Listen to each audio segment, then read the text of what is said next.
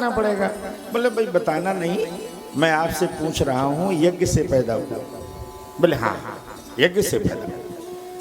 महाराज दशरथ के सामने आचार्य वशिष्ठ ने कहा यज्ञ से पैदा हुए तुम्हारे चारों बेटे, और ये महात्मा किसके लिए ये बेटे मांग रहा है? यज्ञ की रक्षा के लिए। समझना, यदि यज्ञ से पैदा होने वाले बेटे यज्ञ की रक्षा नहीं करेंगे तो कौन करेगा? यज्ञ से पैदा हुए, यज्ञ की रक्षा के लिए तो जाना पड़ेगा। एक बात और समझना, यज्ञ से जो वस्तु प्राप्त होती है उस पर किसका अधिकार होता है? देखो आपने सुना होगा गीता में लिखा है यज्ञात् भवत परजन्यः परजन्यादम्ब संभवः। यज्ञ से बादल बनते हैं। अब एक बात बताओ, ये सुरेश जी की कथा हो रही है, यदि इससे कोई फल बन रहा है, पुण्य बन रहा है, तो केवल इन्हीं को मिलेगा, समाज को नहीं मिलेगा। कोई यज्ञ कराए और बादल बने, यज्ञ से बादल बने बरसने के लिए, तो वो बादल पूछेंगे कि इस यज्ञ कराने वाले का खेत कहाँ है, हमें बता दे, वहीं पे हम बरस जाएं। पूछेगा क्या? सब जगह बरसेगा ना। तो जो यज्ञ से वस्तु प्राप्त होती है उस पर एक व्यक्ति का अधिकार नहीं होता, वो सबकी होती है। ये आपको कथा सुनने में किसी इनका सुरेश जी का एहसान इतना ही है कि इन्होंने कार्यक्रम करा दिया, सारा आयोजन बना दिया, ये तो इनका एहसान है। बाकी कथा को ये विस्तार करने से कोई रोकने वाला नहीं। ये तो गंगा है, गंगा में जितने ज्यादा लोग नहाएंगे गंगा का उतना ही महत्व बढ़ेगा। अच्छा गंगा जी बहती चली जाए और कोई उसमें एक डुबकी ना लगाए, कोई उनकी तरफ देखे ना, बोलो गंगा का महत्व घट जाएगा ना।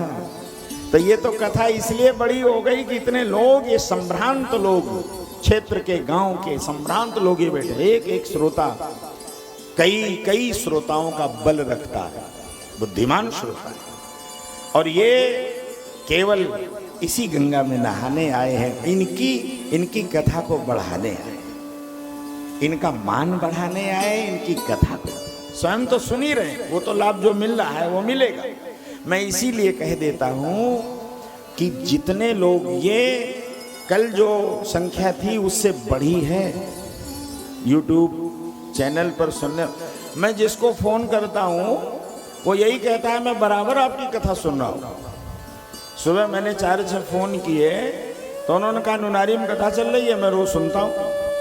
2:45 बजे, 2:30 बजे, 2:45 बजे मैं बैठ जाता हूं और कथा सुनता हूं, परमानेंट कथा सुनता हूं।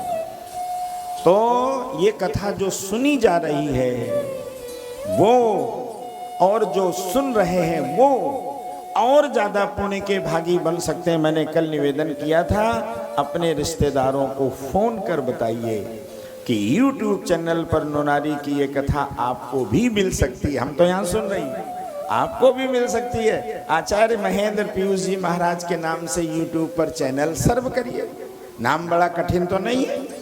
आचार्य लगाइए, महेंद्र लगाइए, पीयूष जी लगाइए, चैनल सामने होगा, लाइव पे बटन दाबिए, सीधे कथा सामने। कहीं जाना नहीं, घर के कमरे में चाहे परे परे देखो चाहे बैठे बैठे देखो, कथा मिल जाएगी वहीं बैठे। अब केवल एक काम करो, जब कथा मिल जाए और कथा सुनो तो एक चीज उसमें सब्सक्राइब करने से हमारी मर्यादा बढ़ जाएगी। मैंने कल भी कहा था, यदि आप चैनल को सब्सक्राइब करोगे तो हमारी YouTube, आपकी नजरों में तो हमारी महत्ता हाई है, यहाँ तो हम बढ़िया हाई हैं। YouTube वाले तो ये बात समझते नहीं, वो तो समझते हैं मैं सब्सक्राइबर दिखाइए तभी तो हम आपको जानेंगे। तो उतने के लिए हमें भी इतना हक बनता है, इतनी बढ़िया कथा सुनाएं, इतनी बढ़िया बातें सुनाएं, तो हमारा चैनल भी सब्सक्राइब कर दीजिए। तो YouTube वालों को भी पता चलेगा कि इतने लोग कथा सुनने वाले हैं, इतने चैनल वाले, इतने सब्सक्राइबर हैं। बस उनके लिए, हमारे लिए कुछ ये उनके लिए मिलेगा, हमें कुछ नहीं उससे मिलेगा। तो मैं निवेदन कर रहा था कि ये विश्वामित्र जी के सामने आचार्य वशिष्ठ ने महाराज दशरथ से कहा यज्ञ से पैदा होने वाली वस्तु पर किसी व्यक्ति का नहीं, समाज का अधिकार होता है।